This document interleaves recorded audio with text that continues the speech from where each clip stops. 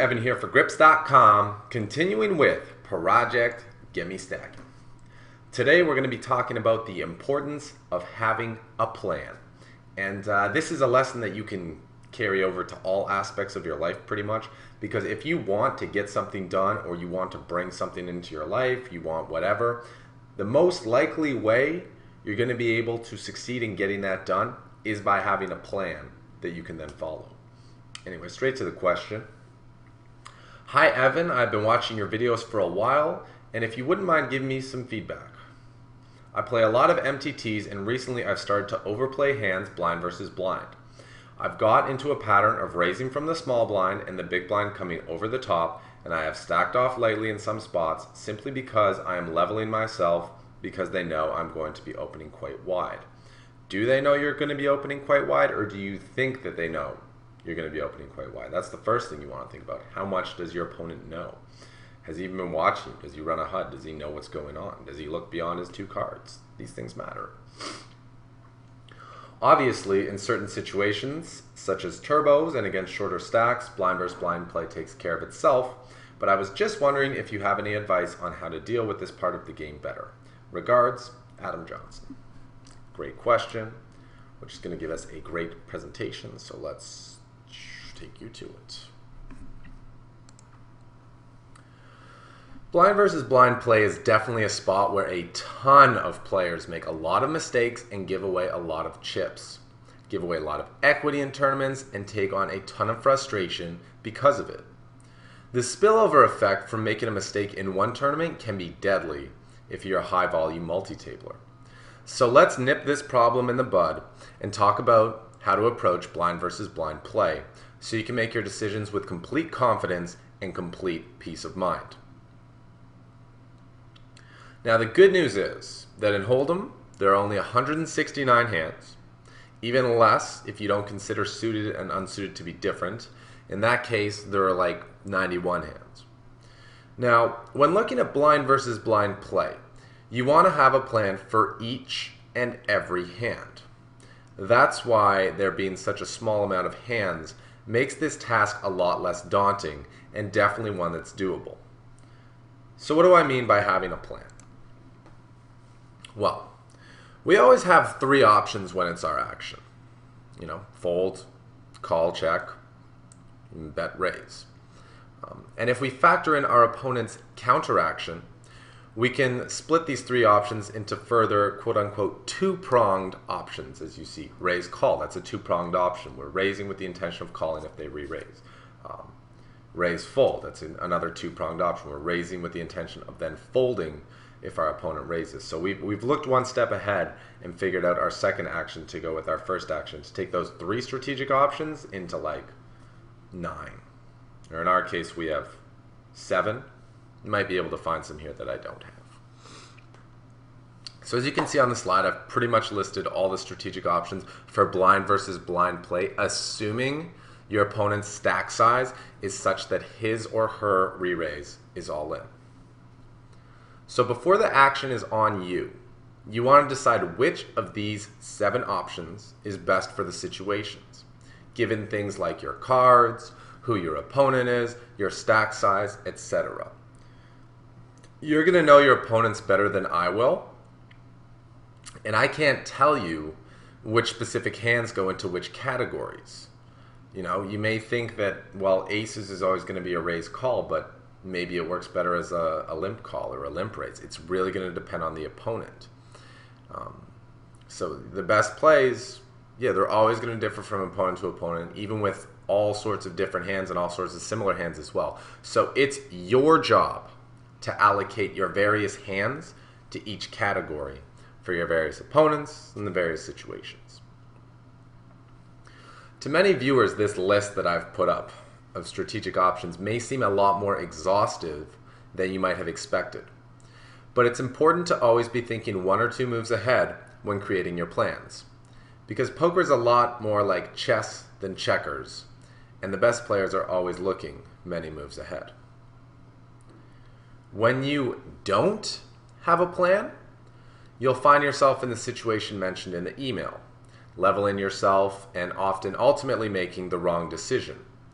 Not having a plan forces you to guess and make a decision in the moment, under pressure. And we all know that being clutch is something that takes a lot of experience to develop. So take some pressure off. Know exactly what you're going to do before your opponent acts, such that you won't be reacting to him. He will just be playing along with your plan no matter what he does. If you have a plan that's rooted in math, or any good reasoning for that matter, you're much more likely to make the right decision than if you go with your spur of the moment gut feel. This is how you act with your mind rather than your emotions. The big thing is to stick with the plan. Don't go against it. Don't change it. You made the plan for a reason, and you're probably going to be kicking yourself if you don't follow it. When you raise, you should know what hands you're raising with the intention of folding and which hands you're raising with the intention of calling with. It's that simple. This applies to all steals.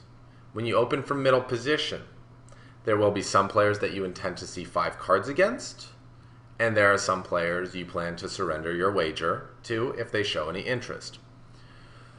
Which hands you call with versus fold with will obviously depend on who your opponent is, along with some other factors.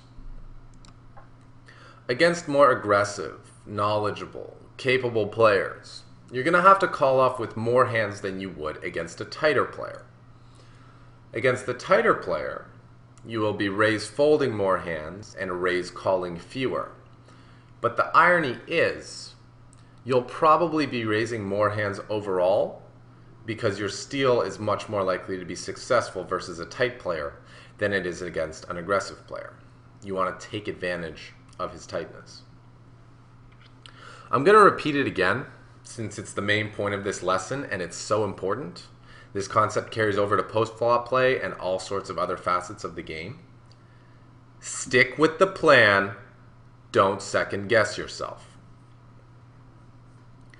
Against certain stack sizes, you'll want to apply a lot of pressure, while against others you won't. Prime example would be when your opponent has a 15 to 25 big blind reshove stack and knows how to use it. Raising a steal from them isn't always the best idea. Likewise, how strong of a chance does your opponent have to win the tournament, or even cash the tournament? And do you think that cashing is something that they value? If it is, you can apply a lot more pressure, since players who are looking to cash or move up the payout structure, or feel like they're in a good position in the field, are less eager to get into confrontation.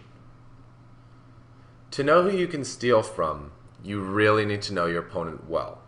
And this can only be accomplished by paying attention to the table even when you're not in a hand, to acquire that information and develop those reads. Now you'll notice I italicized one of the options, and that is the open shove. If you worry that you won't be able to stick with the plan, or that you may have a misguided change of heart once your opponent acts, you can take away your second strategic option by just open shoving hands that are profitable pushes, rather than facing yourself with a decision. This keeps things very simple. If a hand is plus EV, plus chip EV to shove, you just rip it in there and don't think twice about it. All decisions are done. There's nothing else to do.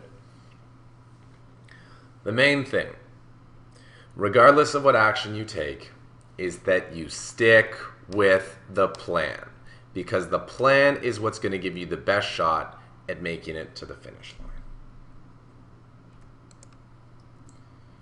And those are my thoughts on how to attack your blind versus blind play. And if you actually do your homework and figure out which hands are going to be most profitable under each strategic option, things are going to get really easy. And the more you develop those plans for different types of players, like start out by just having one set of plans, then do one for loose aggressive players, one for nits, one for guys who are in the middle, 3. Then you get more specific. You can do it lags with this stack size, nits with this stack size, guys in the middle with this stack size, and just keep expanding. Eventually you could have plans for every single player you're playing against. That might not be completely necessary, but you get what I mean about you start small and then work your way out towards a wider direction and more hands. And the more practice you have, the easier it becomes. And I mean, I've experienced this problem in the past, the whole blind versus blind play.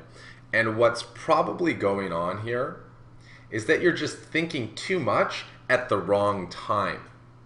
Do your thinking beforehand, and then the decisions in these spots will be they'll be automatic and profitable. You're still going to run into the top of people's ranges sometimes. You might lose flips and 60-40s, but at least you'll be making mathematically profitable plays. And you can't get upset when you're doing that and things just don't work out.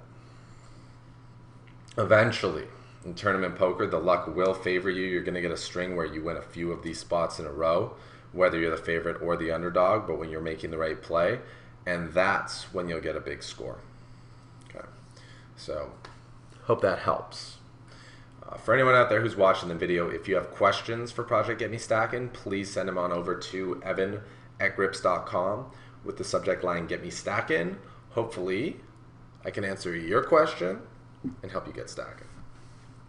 If you're finding this series helpful, if it's improving your game, maybe taking you to another level, you're seeing great results, please show your support and subscribe to the channel below. That way you will be on the front line anytime a new video is released, and YouTube will be like, hey, we got some more goodness waiting for you. Check it out.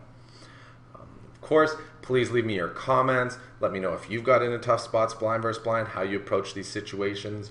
Maybe the funniest time where you did like a profitable open shove with 7-2 suited and the guy woke up with aces and you got there. I know I did that once in I think it was a 1K satellite tournament. It's pretty funny. Shit happens. I mean, it's tournaments, right? But yeah, anything you guys have to say, please leave it in the comments. And yeah, that's about it. So I hope you found the video insightful and informative. This has been Evan for Grips.com. Saying peace.